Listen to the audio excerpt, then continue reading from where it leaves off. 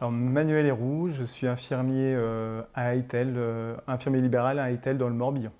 Voilà, alors moi c'est Charlotte Dabou, infirmière libérale entre Rennes et Saint-Malo et la commune s'appelle Saint-Dominique. Et j'exerce depuis presque 10 ans là-bas. Donc, je m'appelle Catherine Lemohan, je suis cadre de santé. J'ai une formation de psychologue. Je n'ai pas exercé et je suis été responsable de 2 EHPAD dans les Côtes-d'Armor pendant plus de 10 ans. Donc je suis Florence Baron-Le Gouen. Je suis médecin hospitalier. Je travaille sur l'hôpital de Quimper et je m'occupe à la fois d'un hôpital de jour pour enfants et de consultation. Voilà, sur différents lieux du secteur de Quimper, allant de Châteaulin jusqu'à Quimperlé. Et tu as une spécialité en tant que médecin? Oui, je suis pédopsychiatre, donc je vois essentiellement des enfants et des adolescents accompagnés de leurs parents. Mais j'interviens également en tant que psychiatre au cours de mes astreintes. Et là, ce sont surtout des patients adultes que je rencontre. Alors l'hypnose à la base ça me questionnait énormément, c'est-à-dire que on en voit de plus en plus, les médias, tout ça font que l'hypnose a pris beaucoup plus de place dans notre façon de travailler. Donc j'avais fait, on a par le CHEM, nous notre formation libérale, 2 jours de formation où là il y avait euh, une formation dédiée à l'hypnose. Sauf que les 2 jours pour moi c'était trop court, mais ça a permis de faire le palier entre cette formation à émergence. Donc voilà, et puis je voulais l'utiliser, pour moi c'était une autre pratique, une autre façon de travailler, donc c'est pour ça que je me suis lancée vers cette formation-là. Je me suis tournée vers l'hypnose parce que j'avais besoin d'acquérir des outils supplémentaires. Je me sentais plus en difficulté face à mes jeunes patients. J'avais l'impression qu'il me manquait un outil pour les aider au mieux. Et notamment pour tout ce qui était troubles anxieux. Alors, j'ai suivi la première formation de communication thérapeutique et ici sur Émergence, et cette formation a bouleversé en fait, et je peux dire qu'elle a un peu bouleversé ma vie parce que je suis revenue avec cet outil-là en tant que responsable d'EHPAD, et j'étais souvent dans l'exigence, une exigence impuissante en fait, parfois avec les équipes, et prendre soin, accompagner les personnes âgées, c'est vraiment un métier très compliqué. C'est très compliqué. On demande au personnel beaucoup d'attention, beaucoup de bienveillance, et en retour, je trouvais qu'on ne leur offrait pas le quart de ce qu'on leur demandait de donner en fait. Et quand j'ai rencontré cet outil de communication thérapeutique, je leur ai proposé. Et j'ai proposé cet outil-là et j'ai vu que c'était un très bel outil. Et c'est comme ça que je suis venue à l'hypnose, parce que j'avais envie d'en savoir plus, j'avais envie de mieux accompagner les équipes. Et ça m'a donné un nouvel élan dans ma pratique, un nouvel élan pour accompagner les équipes. Parce que je me dis que des équipes bien accompagnées, c'est des personnes âgées bien accompagnées.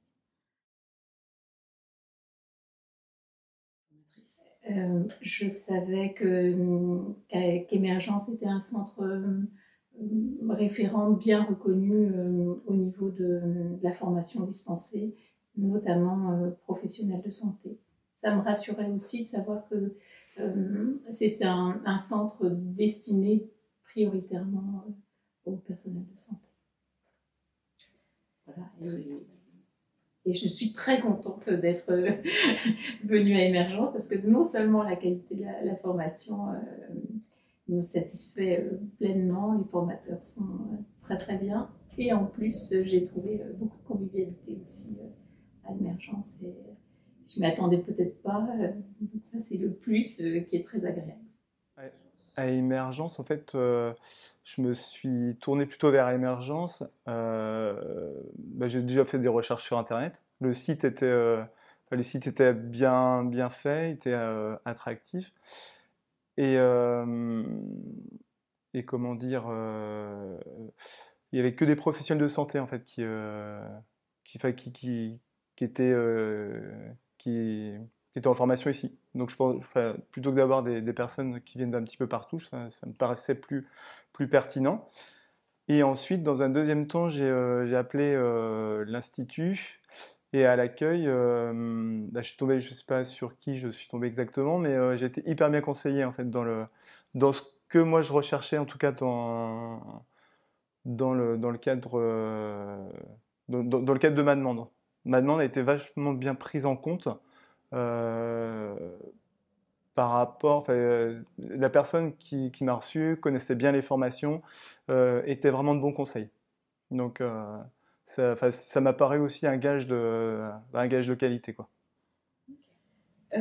Comment il y avait la communication thérapeutique, donc les professionnels que j'ai rencontrés m'ont bluffé en fait. Hein. La qualité de leur enseignement, c'était vraiment ça, le fait que ce soit des professionnels en activité.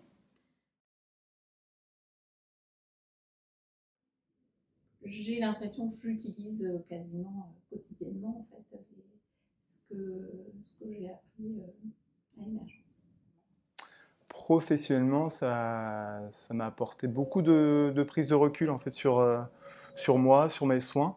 Je suis plus du tout dans le même état d'esprit que je pouvais l'être quand j'ai commencé cette formation.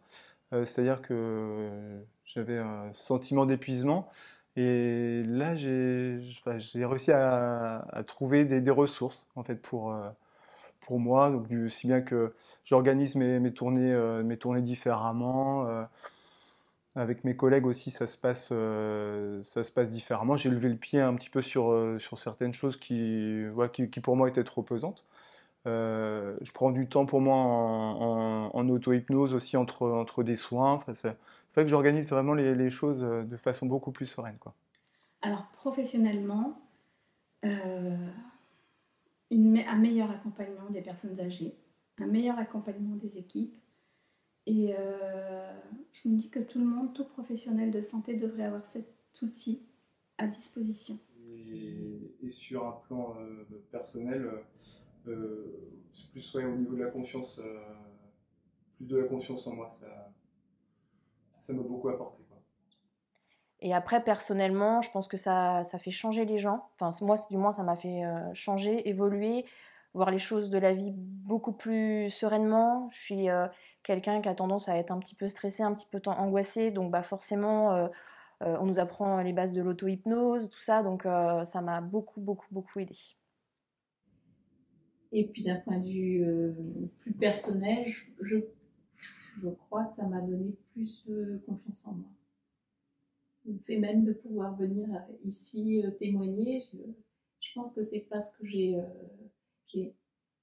plus confiance en moi par cette formation que je peux témoigner. Sinon, j'aurais eu plus de difficultés à venir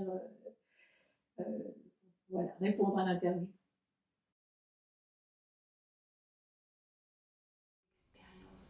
Ouais. Marquante, en fait, c'était pas dans le cadre professionnel, c'est dans le cadre de la vie de tous les jours, où je suis arrivé sur un accident de la voie publique il y a un mois.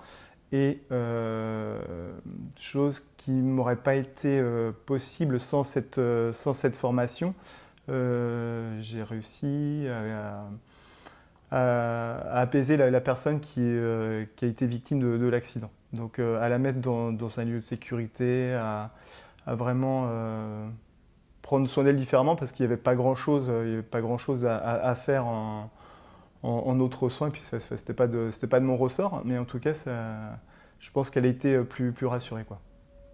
Alors, un peu marquante, plus ou moins, mais en tout cas un beau challenge pour moi. Dernièrement, j'ai ma collègue qui m'a dit bah voilà, Charlotte, je t'ai vendue auprès d'une patiente. C'est une jeune fille de 17 ans. Elle a la phobie pas possible des aiguilles. La dernière fois, était à l'hôpital, ils étaient à 4 à la tenir, ils lui ont mis le masque, enfin, c'était terrible, quoi. Et donc, j'arrive là-bas très, très sereinement, en fait, et je me suis dit, bon, allez, il faut que je me lance. Et la maman qui était là attendait aussi énormément de l'hypnose. Je lui ai fait donc ce qu'on nous appelle les lieux agréables, avec un gant hypnotique, tout ce qu'on a appris ici.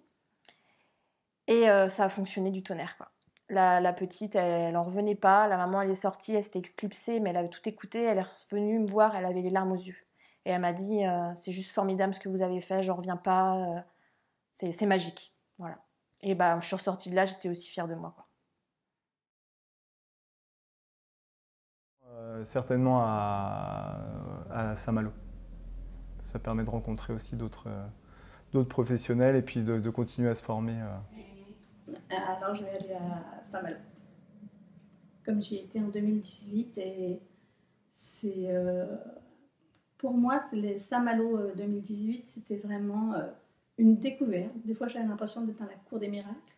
Je comprenais pas tout parce que je venais juste de me former. J'avais une mâchoire qui tombait quand je voyais les situations. Je me disais, mais j'y crois pas. Et j'étais toute seule à Saint-Malo pendant 3 ou 4 jours et j'étais complètement bluffée, complètement par la qualité des enseignements. Quand j'ai vu Teresa Robles, là, je me suis dit, non, c'est pas possible moi j'avais envie d'être en devenir. Donc là, je suis en chemin et je suis en chemin, j'apprends, je suis en apprentissage et ça compte ma vie, ouais. Ça a complètement changé la façon dont je m'adresse aux gens, la façon dont je regarde, dont j'observe. Et je suis beaucoup plus silencieuse, sans jugement, sans rien. Je regarde et je fais mon petit bonhomme de chemin. Saint-Malo, c'est à 30 minutes de chez moi, donc oui, je pense y être. Et je rajouterais une petite chose, je crois que c'est la première année où vous avez mis ça sur Internet,